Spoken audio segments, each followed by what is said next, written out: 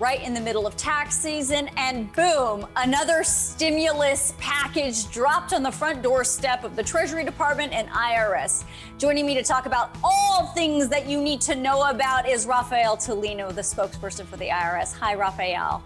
Hi, Lisa. Thanks for having me. So let's start with the stimulus payments, because I think that's the most tangible thing that people are trying to, get their hands on is the stimulus payment. And Right. I know a huge number already went out in direct deposits, and I know another tranche is coming out this week. Right. What if people don't have a date on the Get My Payment portal yet? They don't see it. Should they be panicking that they're not going to get it?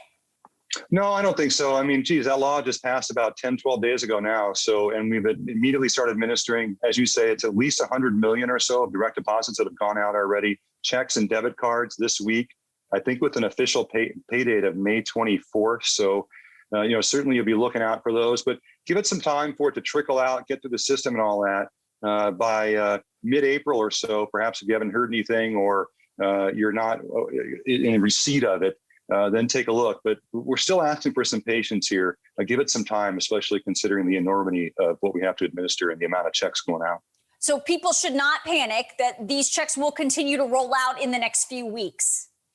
Right. Give it some time. Yeah, definitely give it some time. You're talking about tens of millions and in batches of 3, 4, 5, 7 million a week, if not more, depending on where you live and the U.S. Postal Service and delivery of all that. So please give it some time. We're still asking for some patience there for sure.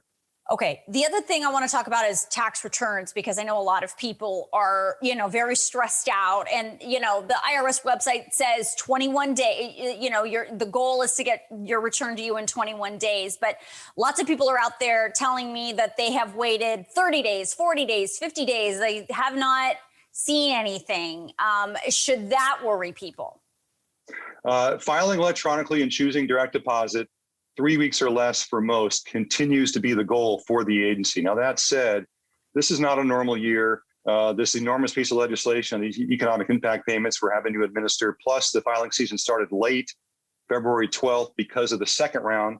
There's a lot going on. So no, still, once again, asking for some patience here, understanding that people want their refunds ASAP and want to know about them. But on our side of it, doing what we can, considering the resources, the timing, the amount of interactions with people in terms of returns and economic impact payments and that kind of a thing. So no need to panic, although understanding the frustration, get my, where's my refund and get my payment, or both the two spots on IRS.gov to check both of those. But 3 weeks or less for most continues to be the goal for a paperless return. Now, if you're filing by paper, you're not advised to do that, especially this year, because the quickest way to your refund is through a paperless return. So try to hit enter, and do understand it may take a little more time this year, and we are doing the best we can considering the situation we're all in. What about if your stimulus payment is incorrect? For example, I have a lot of people that have said to me, I only receive half of what I should have received. And then I have another set of people that say, I've received more because I had they went off 2019. And when I had a dependent, my 2020 is no longer a dependent anymore. So what should people do if there's a mistake somewhere?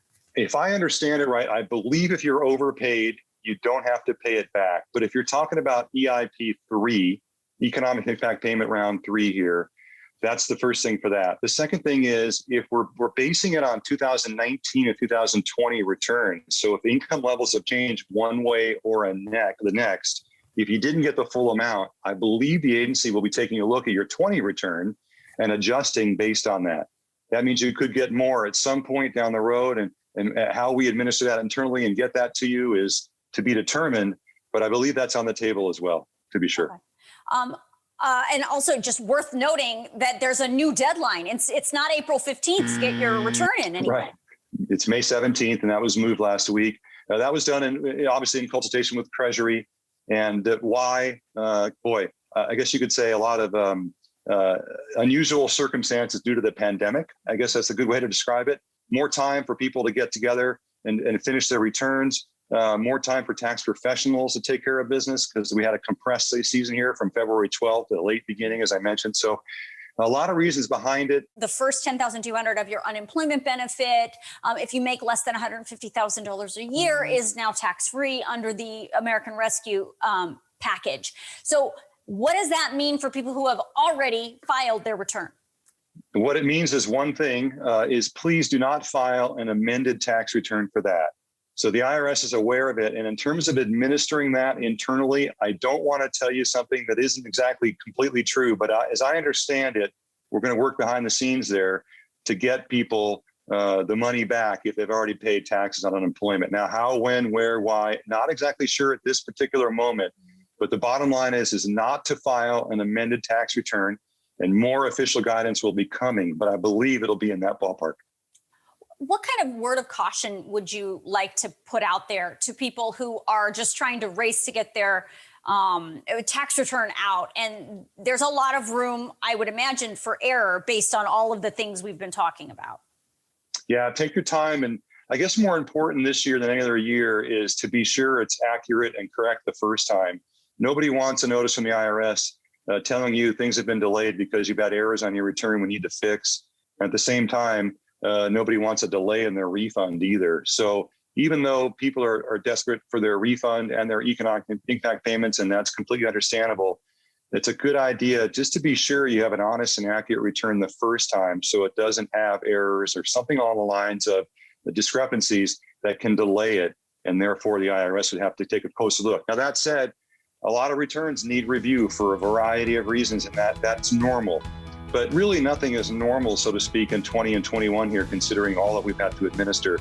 So it behooves you as best you can to try to get that accurate return in the first time. And that way you delay anything going down the road. All right, Raphael, thank you so much for your time. Anytime, glad to do it.